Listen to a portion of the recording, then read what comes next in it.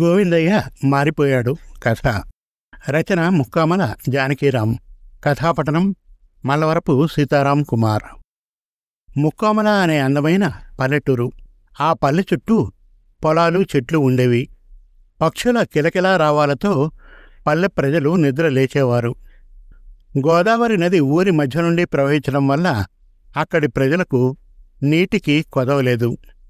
ఆ ఊరిలో గోపాలయ్య, గోవిందయ్య అనే ఇద్దరు రైతులు ఉండేవారు. వారి ఇండ్లు, పొలాలు పక్కపక్కనే ఉండడంతో మంచి మిత్రులయ్యారు. గోపాలయ్య ఉదయాన్నే నిద్రలేచి వేప పుల్లను నములుతూ రచ్చబండ వద్దకు వచ్చి కూర్చున్నాడు. అప్పుడే అక్కడికి గోవిందయ్య కూడా వచ్చాడు.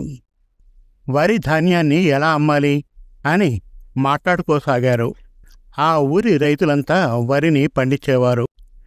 ఆ పండించిన ధాన్యాన్ని అమ్మడానికి ఎడ్ల బండ్లపై పట్టణానికి తీసుకెళ్లేవారు.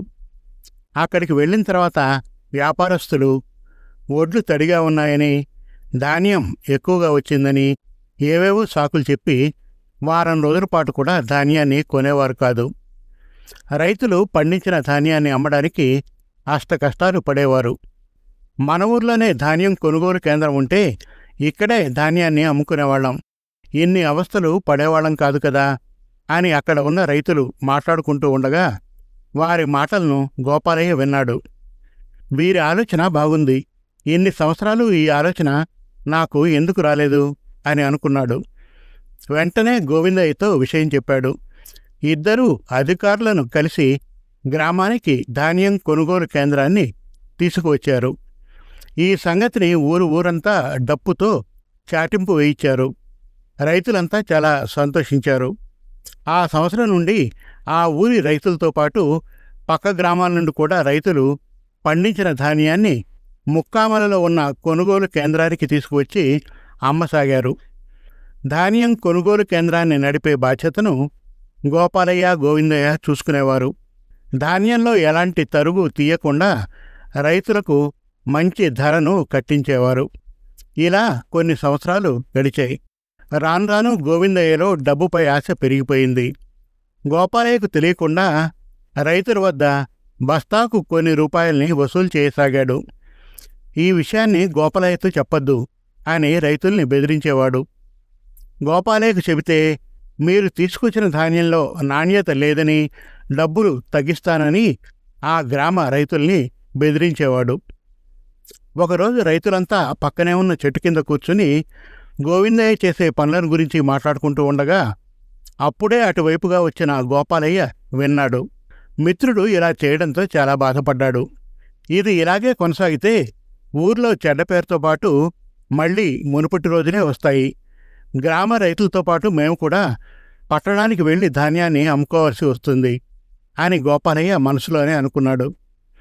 రైతులందరినీ పిలిచి, మీ మాటలు విన్నాను. గోవిందయ్య తన మిత్రుడి కూతురి పెళ్లి కోసం డబ్బు సాయం అందజేయాలని నన్ను అడిగాడు. నేను పని మీద బయటకు వెళ్ళడంతో మీ వద్ద తగ్గించి తీసుకోమని నేనే అతనికి చెప్పాను. ఎవరెవరికి ఎంత డబ్బు తగ్గిందో చెప్పండి, నేను ఇస్తాను అని చెప్పి తన వాటాకు వచ్చిన డబ్బును రైతులకు అందజేశాడు. గోవిందయ్యను తప్పుగా అర్థం చేసుకున్నాం అనుకొని అక్కడి నుండి వెళ్ళిపోయారు. మరుసటి రోజు గోవిందయ్య పొరుగురికి పెళ్లికి వెళ్లాల్సి వచ్చింది.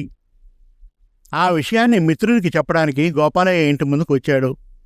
అక్కడ గోపాలయ్య భార్య తన భర్తతో, ఏమండి, మీరు గోవిందయ్య ఇద్దరూ కలిసే వ్యాపారం చేస్తున్నారు కదా, గోవిందయ్యకు ఎక్కువ లాభాలు వస్తున్నాయి, మీరేమో అక్కడికక్కడే ఖర్చులు సరిపోతున్నాయి అంటున్నారు అని అడిగింది. గోవిందయ్య తన మిత్రుని కూతురు పెళ్లికి డబ్బు సాయం చేస్తున్నాడు. ఖర్చుల కోసం నేనే నా వాటాలో కొంత డబ్బును ఇచ్చాను, తర్వాత వాడు డబ్బు సర్దుతాడు అని భార్యకు బదులిచ్చాడు గోపాలయ్య. ఇంటి ముందు తలుపు వద్దే ఉన్న గోవిందయ్య తన మిత్రుడు గోపాలయ్య భార్యతో చెప్పిందంతా విన్నాడు. ఒరేయ్ గోపాలయ్య, నన్ను క్షమించు అని రెండు చేతుల్ని పట్టుకున్నాడు. నిన్న రైతులతో నువ్వు మాట్లాడడం విన్నాను, డబ్బులు ఇవ్వడం చూశాను అని రైతుల వద్ద తీసుకున్న డబ్బును గోపాలయ్య చేతిలో పెట్టాడు. డబ్బుపై ఆశతో అలా చేశాను, ఇంకెప్పుడూ అలా చేయను.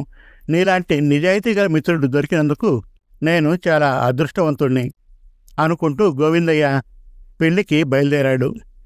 గోపాలయ్య మిత్రుడిలో వచ్చిన మార్పుకు చాలా సంతోషించాడు. ఇద్దరూ కలిసి సంతోషంగా వ్యాపారం చేయసాగారు. శుభం. మరిన్ని చక్కటి కథల కోసం, కవితల కోసం, వెబ్ సిరీస్ కోసం మనతెలుగుకథలు.com విజిట్ చేయండి. Thank you.